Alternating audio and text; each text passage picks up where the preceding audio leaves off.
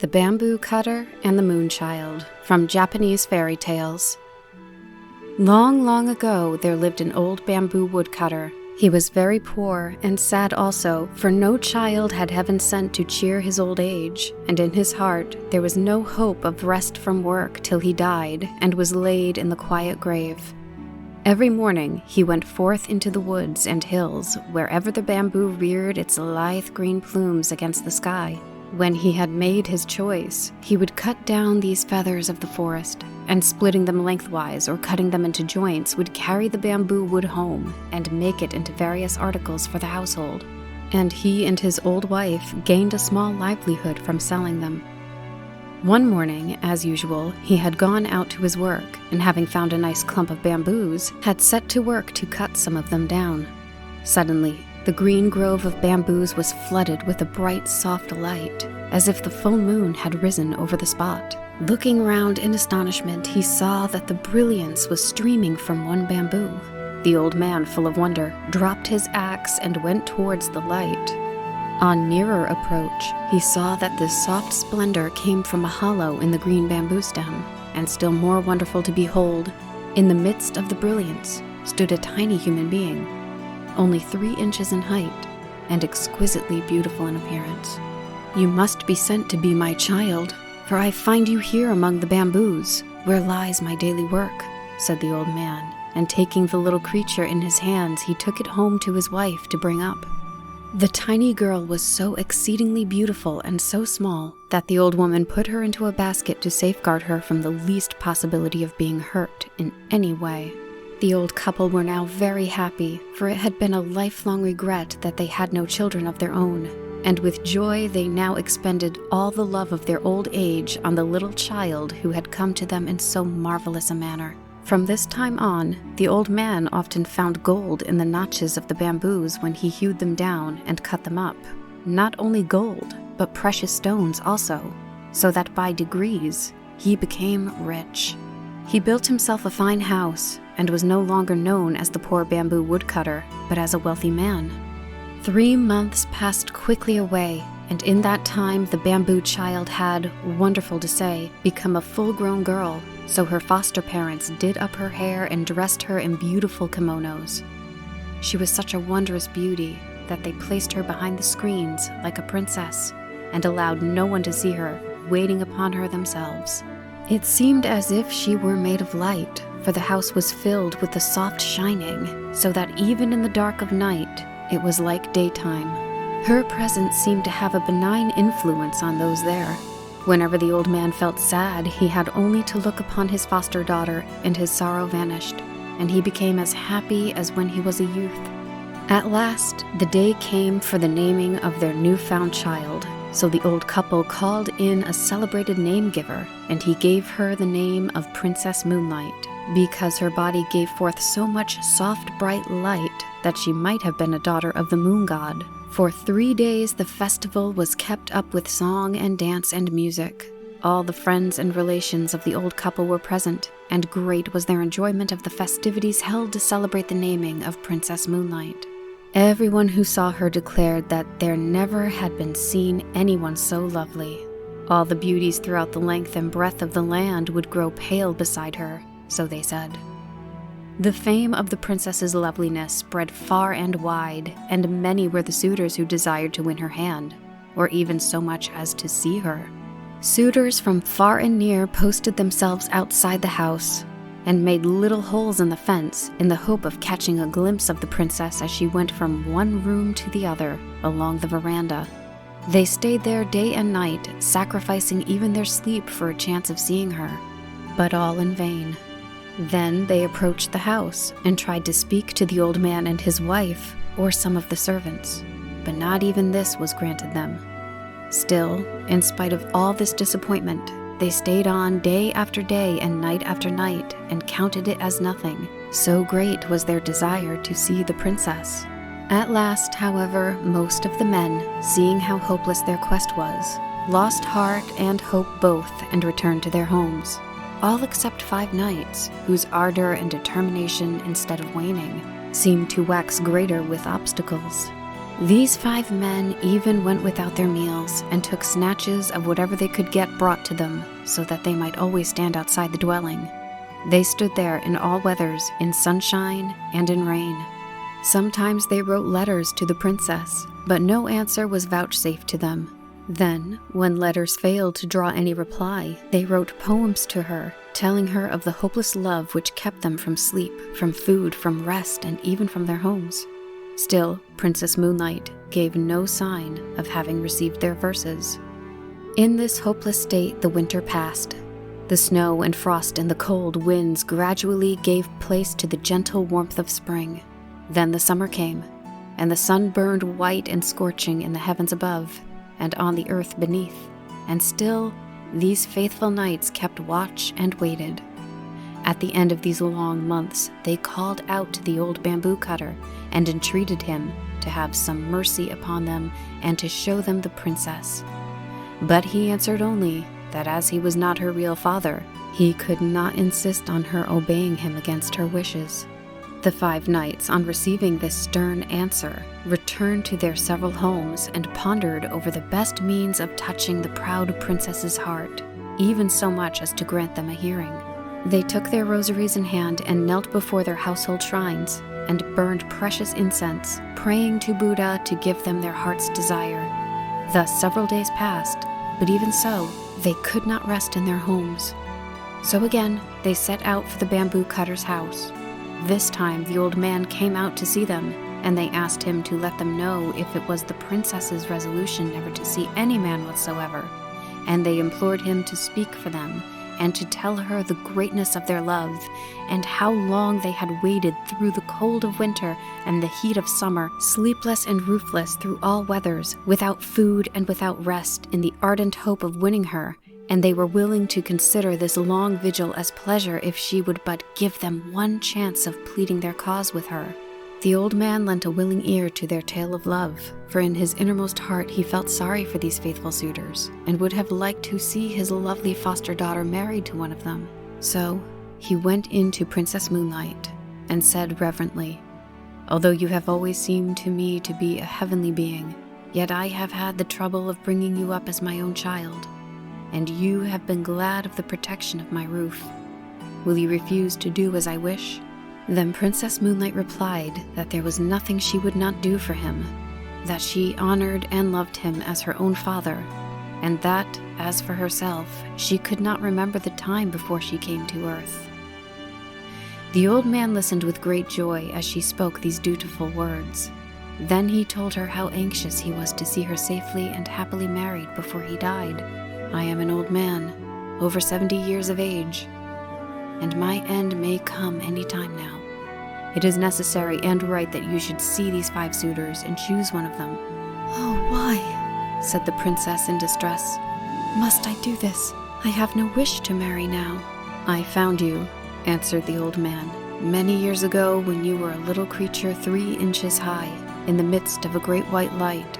The light streamed from the bamboo in which you were hid and led me to you. So I have always thought that you were more than mortal woman. While I am alive, it is right for you to remain as you are if you wish to do so, but someday I shall cease to be, and who will take care of you then?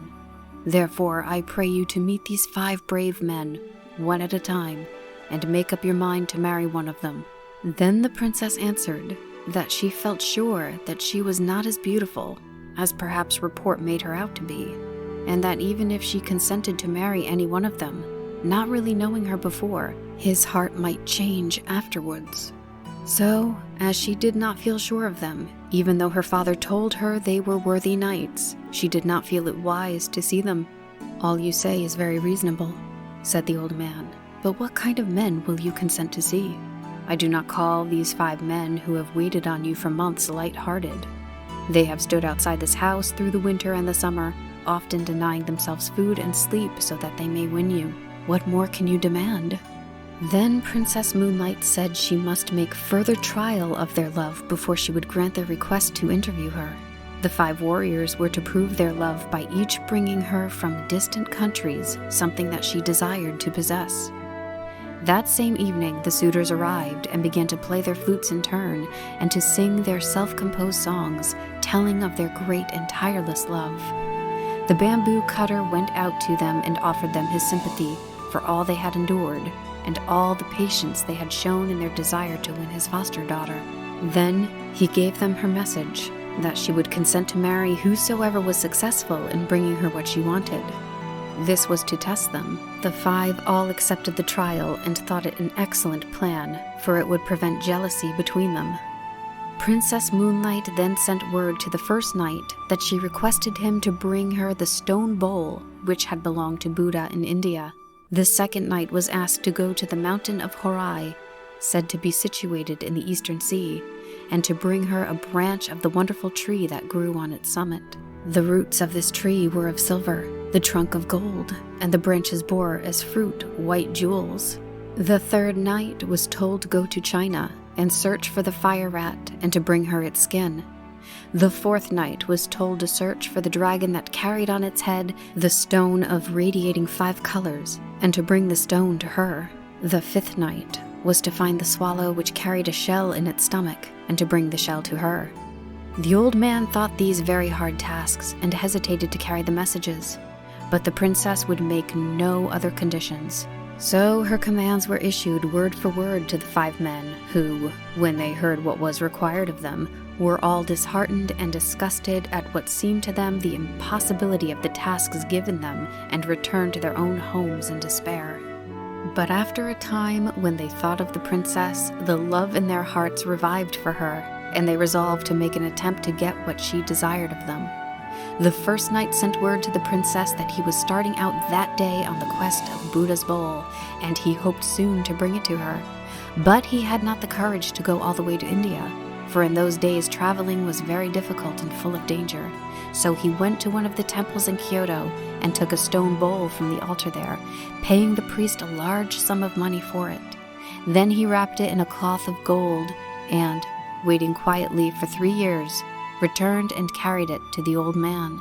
Princess Moonlight wondered that the knight should have returned so soon. She took the bowl from its gold wrapping, expecting it to make the room full of light, but it did not shine at all, so she knew that it was a sham thing and not the true bowl of Buddha.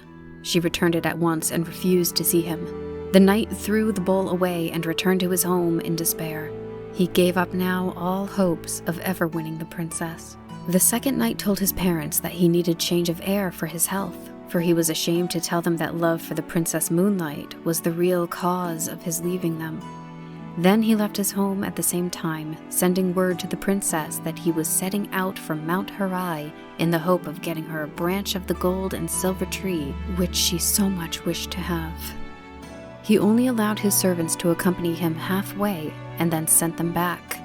He reached the seashore and embarked on a small ship, and after sailing away for 3 days, he landed and employed several carpenters to build him a house contrived in such a way that no one could get access to it. He then shut himself up with 6 skilled jewelers and endeavored to make such a gold and silver branch as he thought would satisfy the princess, as having come from the wonderful tree growing on Mount Horai. Everyone whom he had asked declared that Mount Horai belonged to the land of fable and not to fact. When the branch was finished, he took his journey home and tried to make himself look as if he were wearied and worn out with travel. He put the jeweled branch into a lacquer box and carried it to the bamboo cutter, begging him to present it to the princess. The old man was quite deceived by the travel-stained appearance of the knight and thought that he had only just returned from his long journey with the branch. So he tried to persuade the princess to consent to see the man. But she remained silent and looked very sad. The old man began to take out the branch and praised it as a wonderful treasure to be found nowhere in the whole land. Then he spoke of the knight, how handsome and how brave he was to have undertaken a journey to so remote a place as the Mount of Horai.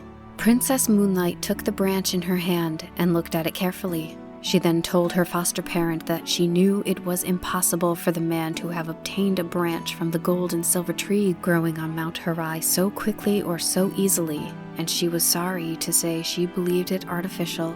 The old man then went out to the expectant knight, who had now approached the house, and asked where he had found the branch. Then the man did not scruple to make up a long story. 2 years ago, I took a ship and started in search of Mount Harai. After going before the wind for some time, I reached the far eastern sea. Then a great storm arose, and I was tossed about for many days, losing all count of the points of the compass. And finally we were blown ashore on an unknown island. Here I found the place inhabited by demons, who at one time threatened to kill and eat me. However, I managed to make friends with these horrible creatures, and they helped me and my sailors to repair the boat, and I set sail again. Our food gave out, and we suffered much from sickness on board. At last, on the 500th day from the day of starting, I saw far off on the horizon what looked like the peak of a mountain. On nearer approach, this proved to be an island in the center of which rose a high mountain. I landed, and after wandering about for 2 or 3 days, I saw a shining being coming towards me on the beach, holding in his hand a golden bowl. I went up to him and asked him if I had, by good chance, found the island of Mount Harai, and he answered, "Yes, this is Mount Harai." With much difficulty I climbed to the summit. Here stood the golden tree, growing with silver roots in the ground. The wonders of that strange land are many, and if I began to tell you about them, I could never stop. In spite of my wish to stay there long, on breaking off the branch I hurried back. With utmost speed, it has taken me 400 days to get back, and, as you see, my clothes are still damp from exposure on the long sea voyage. I have not even waited to change my raiment, so anxious was I to bring the branch to the princess quickly. Just at this moment, the 6 jewelers who had been employed on the making of the branch, but not yet paid by the knight, arrived at the house and sent in the petition to the princess to be paid for their labor. They said they had worked for over 1,000 days making the branch of gold with its silver twigs and its jeweled fruit that was now presented to her by the knight. But as yet, they had received nothing in payment. So this knight's deception was thus found out, and the princess, glad of an escape from one more impertinent suitor, was only too pleased to send back the branch. She called in the workmen and had them paid liberally, and they went away happy. But on the way home they were overtaken by the disappointed man, who beat them till they were nearly dead for letting out the secret, and they barely escaped with their lives. The knight then returned home, raging in his heart, and in despair of ever winning the princess, gave up society and retired to a solitary life among the mountains. Now the 3rd knight had a friend in China, so he wrote to him to get the skin of the fire rat. The virtue of any part of this animal was that no fire could harm it. He promised his friend any amount of money he liked to ask if only he could get him the desired article. As soon as the news came that the ship on which his friend had sailed home had come into port, he rode 7 days on horseback to meet him. He handed his friend a large sum of money and received the fire rat's skin. When he reached home, he put it carefully in a box and sent it in to the princess while he waited outside for her answer. The bamboo cutter took the box from the knight and, as usual, carried it into her and tried to coax her to see the knight at once. But Princess Moonlight refused, saying that she must first put the skin to the test by putting it into the fire. If it were the real thing, it would not burn.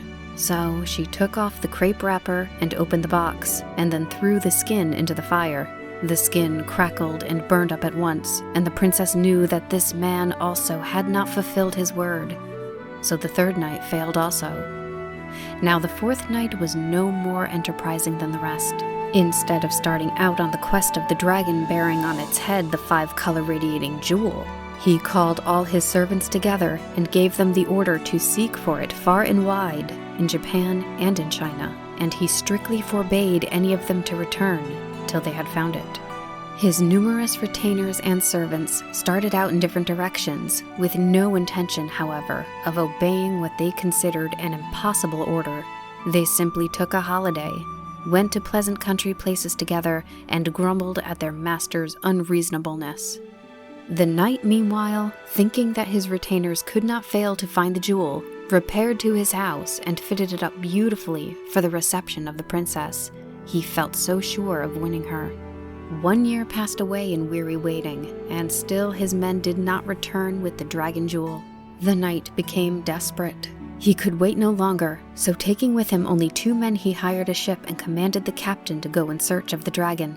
The captain and the sailors refused to undertake what they said was an absurd search, but the night compelled them at last to put out to sea. When they had been but a few days out, they encountered a great storm which lasted so long that by the time its fury abated, the knight had determined to give up the hunt of the dragon. They were at last blown on shore, for navigation was primitive in those days. Worn out with his travels and anxiety, the fourth suitor gave himself up to rest. He had caught a very heavy cold and had to go to bed with a swollen face. The governor of the place, hearing of his plight, sent messengers with a letter inviting him to his house. While he was there thinking over his troubles, his love for the princess turned to anger, and he blamed her for all the hardships he had undergone. He thought that it was quite probable she had wished to kill him so that she might be rid of him, and in order to carry out her wish, had sent him upon his impossible quest. At this point, all the servants he had sent out to find the jewel came to see him, and were surprised to find praise instead of displeasure awaiting them. Their master told them that he was heartily sick of adventure, and said that he never intended to go near the princess's house again in the future. Like all the rest, the fifth knight failed in his quest. He could not find the swallow shell. By this time, the fame of Princess Moonlight's beauty had reached the ears of the emperor, and he sent one of the court ladies to see if she were really as lovely as the report said. If so, he would summon her to the palace and make her one of the ladies-in-waiting. When the court lady arrived, in spite of her father's entreaties, Princess Moonlight refused to see her. The imperial messenger insisted, saying it was the emperor's order. Then Princess Moonlight told the old man that if she was forced to go to the palace in obedience to the emperor's order, she would vanish from the earth. When the emperor was told of her persistence in refusing to obey his summons, and that if pressed to obey she would disappear altogether from sight, he determined to go and see her. So he planned to go on a hunting excursion in the neighborhood of the bamboo cutter's house and see the princess himself. He sent word to the old man of his intention, and he received consent to the scheme. The next day the emperor set out with his retinue, which he soon managed to outride. He found the bamboo cutter's house and dismounted. Then he entered the house and went straight to where the princess was sitting with her attendant maidens. Never had he seen anyone so wonderfully beautiful, and he could not but look at her, for she was more lovely than any human being as she shone with her own soft radiance. When Princess Moonlight became aware that a stranger was looking at her, she tried to escape from the room, but the emperor caught her and begged her to listen to what he had to say. Her only answer was to hide her face in her sleeves. The emperor fell deeply in love with her and begged her to come to the court, where he would give her a position of honor and everything she could wish for. He was about to send for one of the imperial palanquins to take her back with him at once, saying that her grace and beauty should adorn a court and not be hidden in a bamboo cutter's cottage. But the princess stopped him. She said that if she were forced to go to the palace, she would turn at once into a shadow, and even as she spoke, she began to lose her form. Her figure faded from his sight while he looked. The emperor then promised to leave her free if only she would resume her former shape, which she did.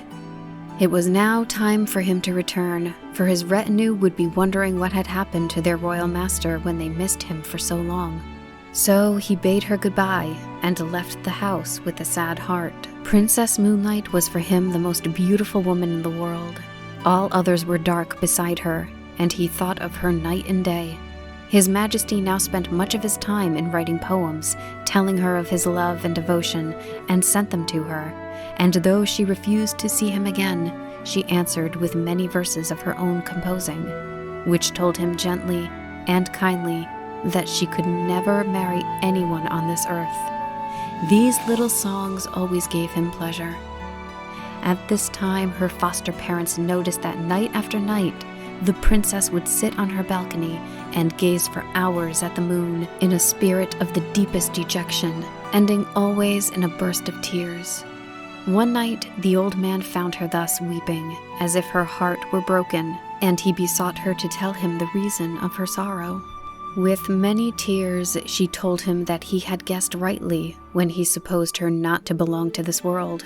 that she had in truth come from the moon, and that her time on Earth would soon be over. On the 15th day of that very month of August, her friends from the moon would come to fetch her, and she would have to return.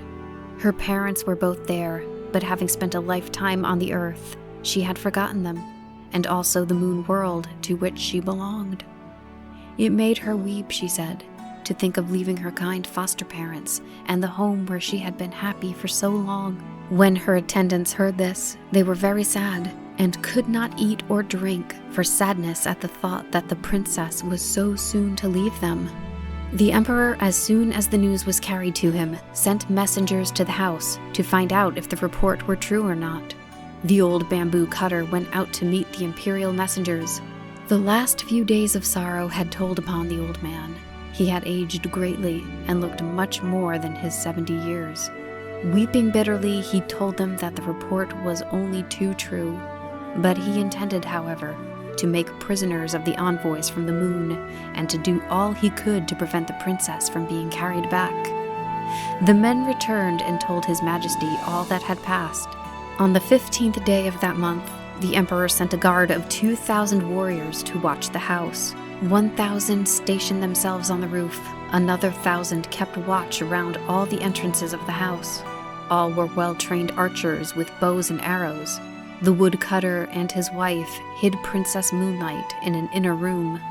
The old man gave orders that no one was to sleep that night. All in the house were to keep a strict watch and be ready to protect the princess. With these precautions and the help of the emperor's men-at-arms, he hoped to withstand the moon messengers. But the princess told him that all these measures to keep her would be useless, and that when her people came for her, nothing whatever could prevent them from carrying out their purpose. Even the emperor's men would be powerless.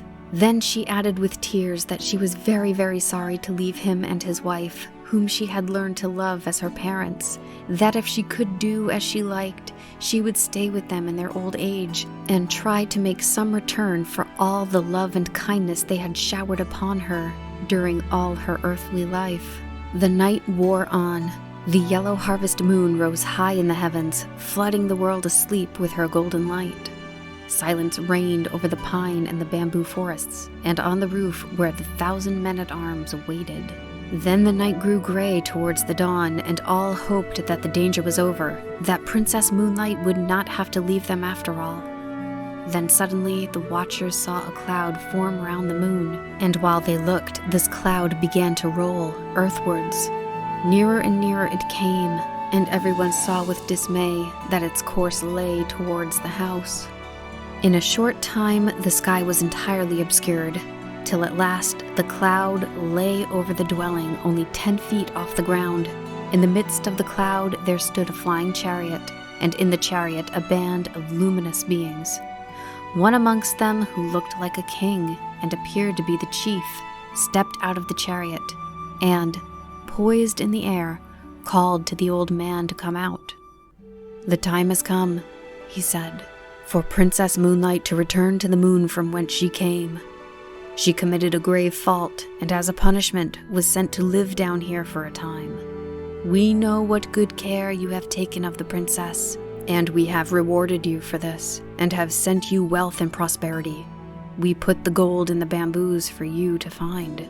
I have brought up this princess for 20 years, and never once has she done a wrong thing. Therefore the lady you are seeking cannot be this one," said the old man. "I pray you to look elsewhere." Then the messenger called aloud, saying, "Princess Moonlight, come out from this lowly dwelling. Rest not here another moment." At these words, the screens of the princess's room slid open of their own accord, revealing the princess, shining in her own radiance, bright and wonderful and full of beauty. The messenger led her forth and placed her in the chariot. She looked back and saw with pity the deep sorrow of the old man. She spoke to him many comforting words, and told him that it was not her will to leave him, and that he must always think of her when looking at the moon. The bamboo cutter implored to be allowed to accompany her, but this was not allowed. The princess took off her embroidered outer garment and gave it to him as a keepsake. One of the moon beings in the chariot held a wonderful coat of wings. Another had a vial full of the elixir of life, which was given to the princess to drink. She swallowed a little and was about to give the rest to the old man, but she was prevented from doing so. The robe of wings was about to be put upon her shoulders, but she said, "Wait a little. I must not forget my good friend the Emperor. I must write him once more to say goodbye, while still in this human form." In spite of the impatience of the messengers and charioteers, she kept them waiting while she wrote. She placed the vial of the elixir of life with the letter, and giving them to the old man, she asked him to deliver them to the Emperor. Then the chariot began to roll heavenwards towards the moon, and as they all gazed with tearful eyes at the receding princess, the dawn broke, and in the rosy light of day, the moon chariot and all in it were lost amongst the fleecy clouds that were now wafting across the sky on the wings of the morning wind. Princess Moonlight's letter was carried to the palace. His Majesty was afraid to touch the elixir of life, so he sent it with the letter to the top of the most sacred mountain in the land, Mount Fuji, and there the royal emissaries burnt it on the summit at sunrise. So to this day, people say there is smoke to be seen rising from the top of Mount Fuji to the clouds.